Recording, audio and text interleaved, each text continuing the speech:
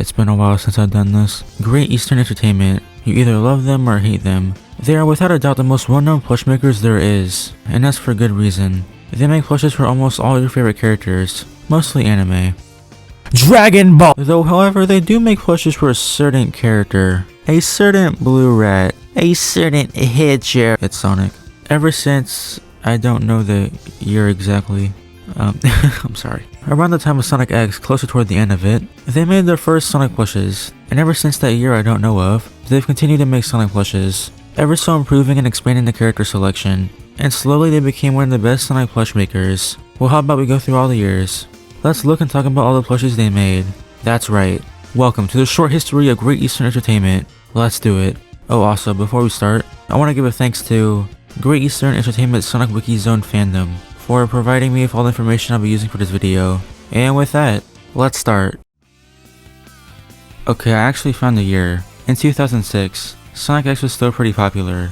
It was given a lot of merchandise. And somewhere Great Eastern Entertainment took up the chance to make Sonic plushes. This is the GE Sonic X plush set. As far as I know, I'm pretty sure this is the only plush set they made, since they tend to release plushes separately, so that's pretty unique with these. The set consists of 5 plushes, which were released separate.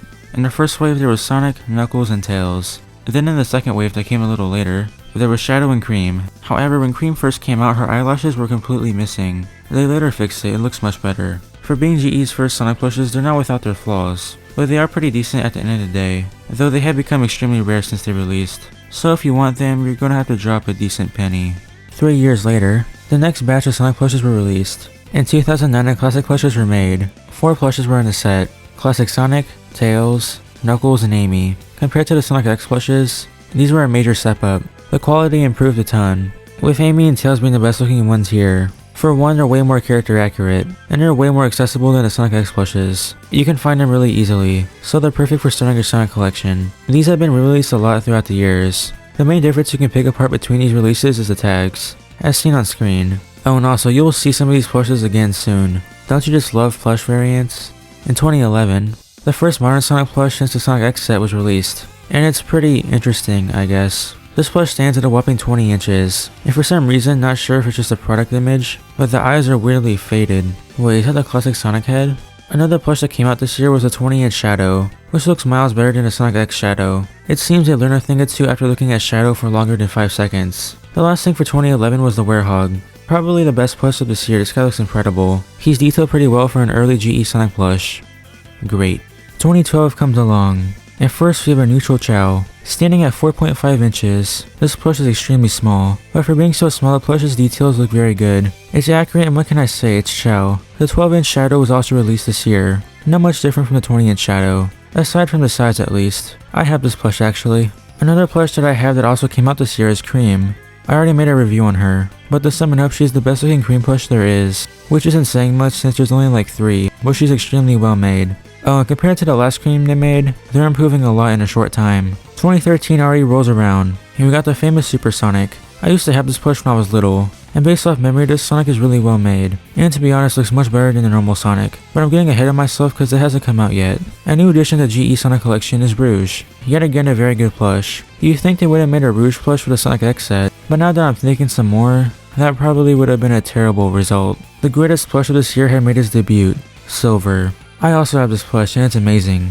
First off, 2014 gave us Jet the Hawk, which is a little strange of a character choice, especially when there's main characters that have yet to get a plush, but I shouldn't really complain since this plush looks awesome anyways. That was it for 2014 though. 2015 was surprisingly a big year for GE. We got a lot of releases. First off, there was the 8-inch Sonic, and I have to say this Sonic looks incredible. This plush captures Sonic's design perfectly here. Kinda reminds me of the early 2000s Sonic. Vector and Espio were next. No Charmy though, but hey, who cares about that B? These two, well more so Vector, are amazing plushes. Especially Vector, which this is actually his first plush. A damn good start to the character. But the most surprising plush has yet to come. Chaos Zero was released, and man, what a perfect addition. I can always appreciate Sonic Adventure representation. Definitely getting this soon. Another odd release is Big the Cat. Standing at 15 inches, this is a big plush. Big. Super Shadow! Essentially the Shadow plush again. That's not a complaint though. Blaze the Cat was next, and she's nice. I have to say, GE's getting really impressive when it comes to details. The last thing we have is a classic Eggman. This guy has a huge build. Looks good though. 2016 gave us the Sonic CD special. Metal, Sonic, and Amy finally come to the roster. Amy looks a bit weird, but Metal looks awesome. We did get Charmy this year, and he's a great plush for being only 8 inches tall. But this finally means we get the full Team Chaotix, and we also complete the Battle Long Rogues, or whatever their name is. We get Wave and Storm, and again they're really well detailed. In 2017, we got the iconic Modern Sonic, and he looks bad. I don't like it. The face ruins it. Skipping to 2018, the 20-inch Supersonic was released, just a bigger Supersonic. That was it again. So let's move on to 2019. We got a 20-inch Rouge, just a bigger Rouge. That was it. I'm seeing a pattern. In 2020, we got a 20-inch Silver. No! At least we got Infinite. Seriously, cool plush, I have 2 of him. In 2021, we had a revision of Sonic. Still looks booty though. We also got a posable Sonic with wires in the limbs. This one looks slightly better. We finally got a modern tail since the Sonic X set, and he looks pretty good. But in my opinion, the Sonic X plush looks better. We got another neutral Chow, and it looks cute, which is an important part in making a Chow plush. They released a 20-inch Werehog, which is insane. Lastly, the first IDW plush came out this year, Tango the Lemur. Yet again a great plush. The first plush for 2022 was the modern Eggman, and he looks very bad. They basically just took the classic Eggman and gave him a new jacket. It's pretty funny. If they made another Tails, now he's posable like the Sonic. Then there was this Tails that I own. There's a few differences compared to last year's Tails, with the face being the main one. I'm pretty sure no one expected to see Tikal get a plush. Again, I love Sonic Adventure, so seeing her finally get a plush is really nice to see. And it wasn't just her because the amazing E102 Gamma finally got one, but we did have the Sega Prize one. But now we can all have a Gamma plush without spending thousands of dollars. And for my Sonic Adventure 2 fans out there, if they made a Hero and Dark Chows, which are just great plushes and just look amazing together. Another surprising plush was Emerald, and I have to say, seeing him in person, it's a well-made plush. GE is really surprising people with these character selections, because what do you mean we're getting a Mephiles plush? I've had mine for a year now, and I have to say I don't regret buying him. He's really cool. We got another IDW plush, Whisper the Wolf. I like her character design, so it's nice to see her in plush form. Then lastly, we got a classic Fang plush. Seeing that this is his first plush since the Sonic the Fighters one, safe to say it was time for this one. Kicking off with 2023, we got the reversible Motobug and Flicky. Yes, Flicky can turn into a Motobug or the other way around. That's a very creative plush. It just looks beautiful on top of that. Finally, we got a good Knuckles. It looks very accurate. No surprises I have this plush. You know that guy from Team Sonic Racing? Yeah, he got a plush. I wasn't really expecting that, but it's cool he has a plush. Sage also got her own plush. I find it interesting that they made her in the style they make their anime plushes in. She still looks amazing however. Remember when I said you're going to see the classic plushes more? Well, we got the Sonic Crossing Arms variant, a Sonic Laying Down variant, along with an Amy quote-unquote shying?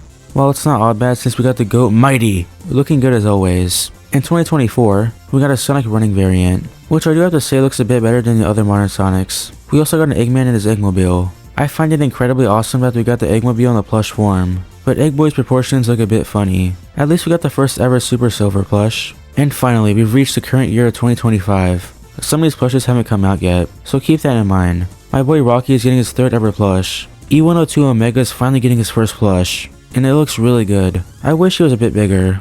He only stands at 11 inches. Now surprisingly, we're getting the full Deadly 6.